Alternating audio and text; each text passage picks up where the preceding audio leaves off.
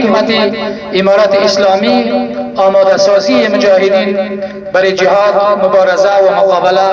با دشمنان اسلام هست. مجاهدین بزرگوار به فضل و مرحمت خدای بزرگ امروز ما دارای حکومت مقتدری هستیم که افغانستان نظیرش را در تاریخ‌های گذشته ندیده بود. اردوی امروزی امارت اسلامی از لحاظ عقیده تدریب کامل دیده‌اند و مجهز با ایمان و عقیده می باشند که هیچ نیرویی در برابر این تاب و توان مقابله و مبارزه را نخواهد داشت. همان طوری که ثابت ساختید که در 20 سال گذشته با بزرگترین قدرت جهانی با دست خالی مبارزه کردید، یقینا این ثابت خواهد شد که شما بعد از این با قدرت و نیرویی که دارید می توانید که از افغانستان عزیزتان کاملا حفاظت و حراست بکنید. مجاهدین بزرگوار در این شک نیست که امارت اسلامی افغانستان به حفاظت و حراست از سرزمین خود افغانستان متعهد هست و از اردوی اسلامی در آینده برای حفاظت و حراست از سرحدات خود کار خواهد گرفت. امارت اسلامی افغانستان همان طوری که متعهد هست که برای هیچ کشور دیگر از جانب این خطر متوجه نخواهد شد، همان طور برای دیگران نشان خواهد داد که ضرر را از جانب هیچ کس تحمل نمی کند و مورد قبول و قابل قبولش نخواهد بود. پس هوشیار باشید، صفوف خود را منظم نگاه بکنید. انگیزه جهادی هیچگاه در مجاهدین نباید خاموش شود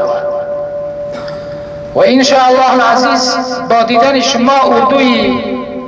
قوی و مجهز با عقیده اسلامی ما مورال میگیریم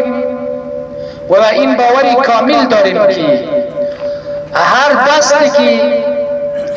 به طرف افغانستان من بعد دراز شود در اندکترین فرصت ان شاء الله العزیز قطع خواهد شد. برای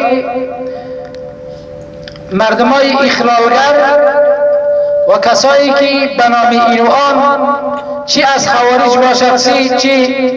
از بغاوتی ها و مقاومت ها ما این را هشدار میدیم که لله الحمد امارت اسلامی افغانستان امروز دارای چنان قوتی است که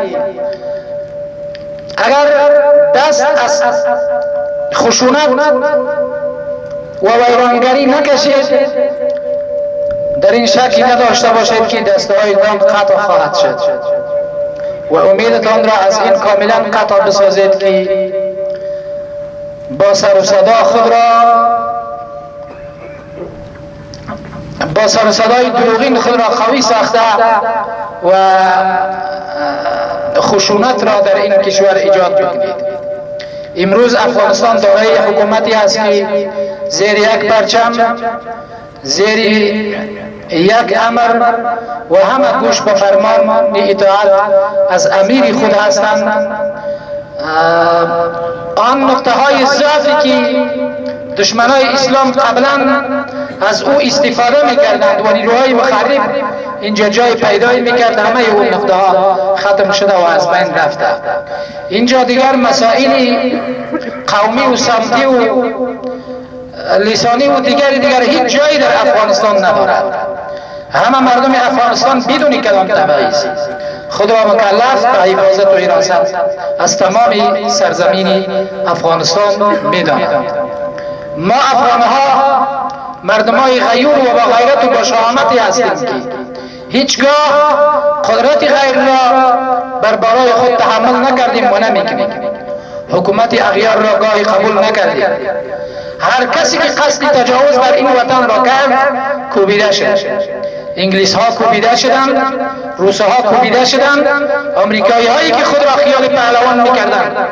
و هیچ کس را در دنیا همانند خود نمیدانستند، به فضل و مرحمت خدا آنچنان کوبیده شدند که در وقت فرارشان به عقیلشان نمی‌نگریستند و تمام آن وسایل و تجهیزات مصارفی که اینجا آورده بودند کردند و همه امروز برای استفاده مجاهدین اینجا باقی ماند و خودشان فرار کردند. هر کسی که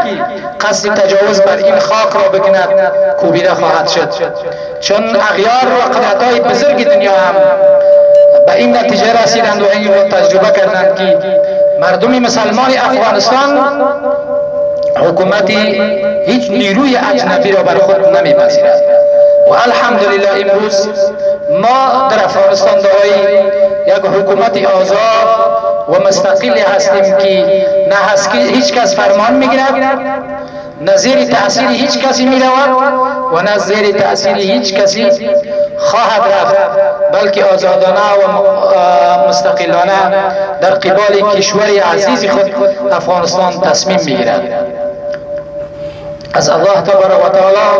برای تمام شما توفیق مزید میخواهیم که برای همه ما و شما الله توفیق بدهد که در حفاظت و حراست از این سرزمین خود از افغانستان تکالیف و زحمات بکشیم و هیچگاه خستگی و پرتاوی را در خود جای ندهیم و کوشش بکنیم که کشور عزیز خود را آنچنانی که امنیت به دست آمده امروز در همچنین یک حالتی که امن و آرام باشد نگاه بکنیم. و آخر دعوانا الحمدلله رب العالمین و صلی الله تعالی علی خیر خلقه محمد و علی آله و اصحابه اجمعین.